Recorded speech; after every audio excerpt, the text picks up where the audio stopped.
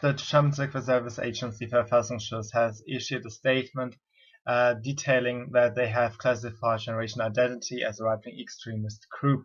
They have looked into what category would be appropriate since 2016, and in their statement they make clear that the anti-asylum stance as in relationship with the migration movement was the reason why they have now categorized the entire group, which includes 600 members in Germany alone and more in Europe, as a right-wing extremist group.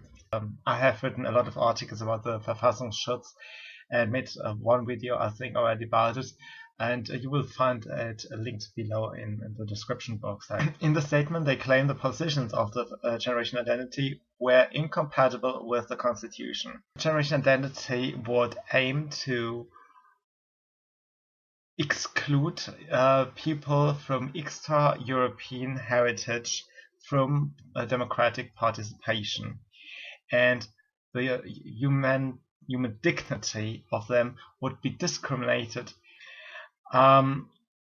This is not really explained, but they say that people with the same ethnic background could be part of the same culture according to the mindset of the Generation Identity, and therefore multiculturalism is precluded from that kumbaya unity of the country.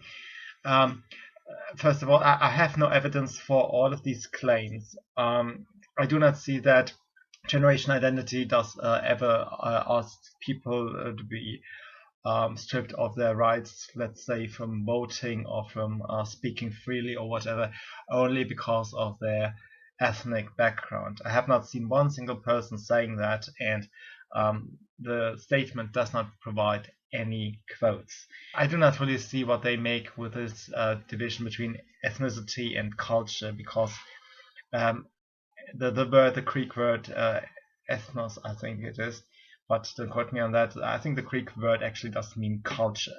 I also use the word ethnicity more to suggest that some biological element is involved and not just a cultural one. But it really belongs to the context, what you mean when you say ethnicity or culture. It isn't a clear-cut definition, and I do not see any member of the Generation Identity picking apart what is ethnicity and what is culture, and how a person of a different ethnicity cannot become a member of the culture.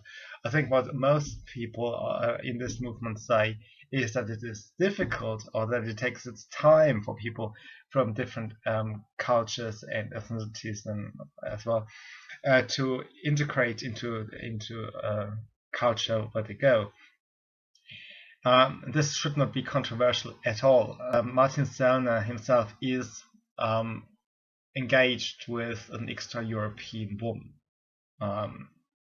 So I don't think that he believes Brittany Pettibone is somewhat lesser human being and is denying her human dignity on the basis that she is an American and not a European. So I question whether these allegations have any foundation, and I'm missing any quotes, but I assume that we do not see much quotes with all these general claims about conservative movements, because quotes are really in the way while you are telling lies.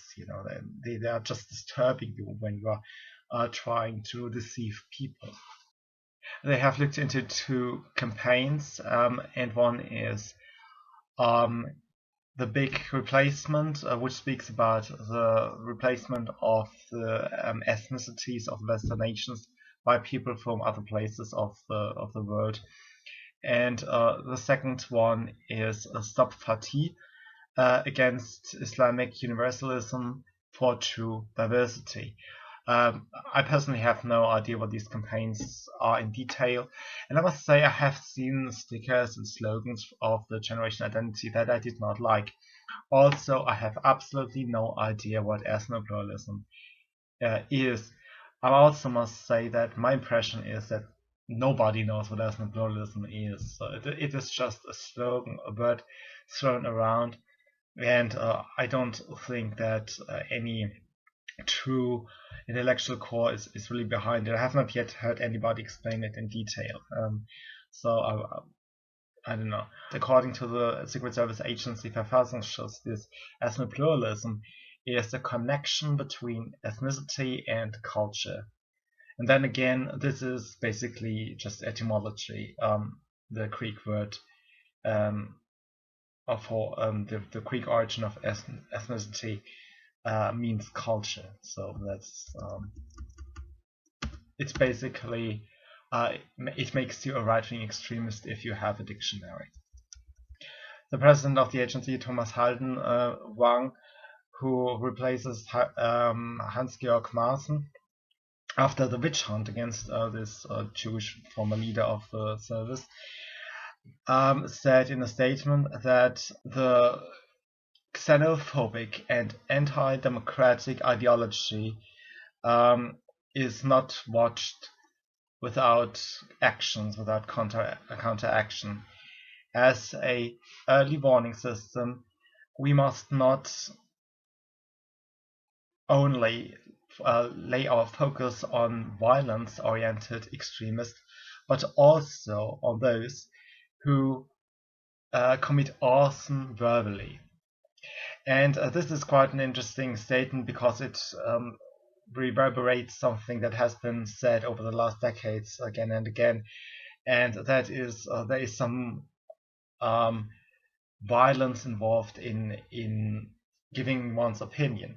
So they are speaking about verbal arson, make speech a threat, and therefore people are unable or are afraid to speak, and therefore they are afraid to think. Mr. Haldenwang also adds that those thought arsonists threaten the equality of humans and even the dignity of human beings, because they speak of estrangement and they heighten their own identity in order to depreciate others and create an image of an enemy in an image of an enemy in an image. You are a right-wing extremist if you dare to question the equality of people. Now, this is a very vague phrase. The Declaration of Independence has this phrase in it. We believe as unalienable truth that all men are created equal.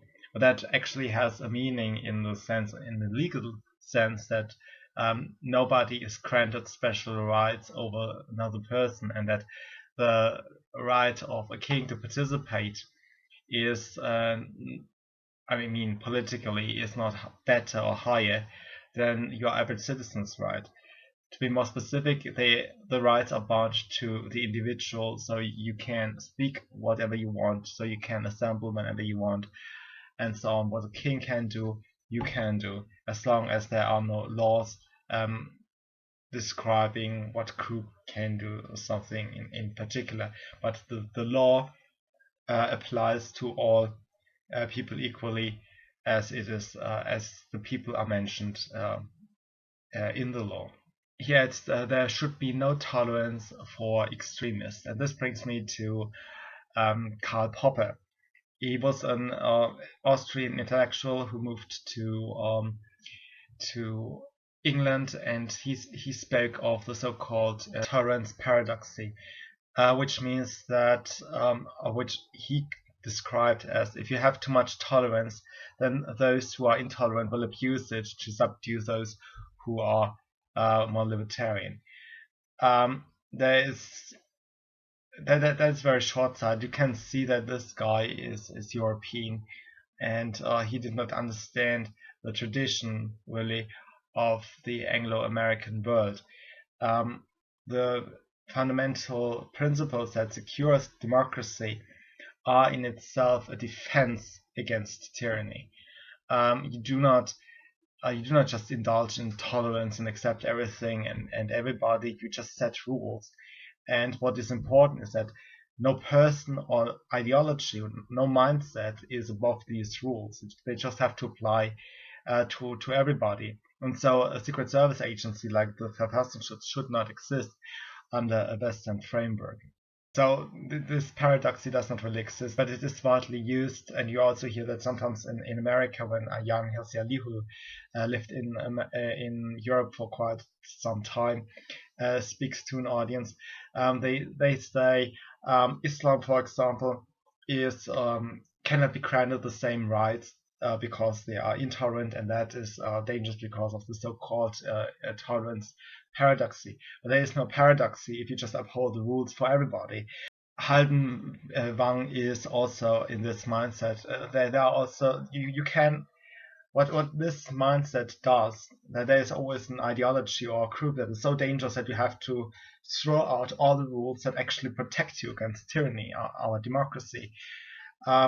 That what it does is that you just need the propagandists to throw out as much accusations to rally up enough people to throw out these safeguards. It is then a way for any totalitarian to take control. You just need enough propaganda to attack a certain group as most dangerous, and then you have the justification to throw out all the safeguards and take control of the country. That is the danger that comes with this tolerance paradoxy paradigm. So that was it for today, and I'll see you soon. Bye.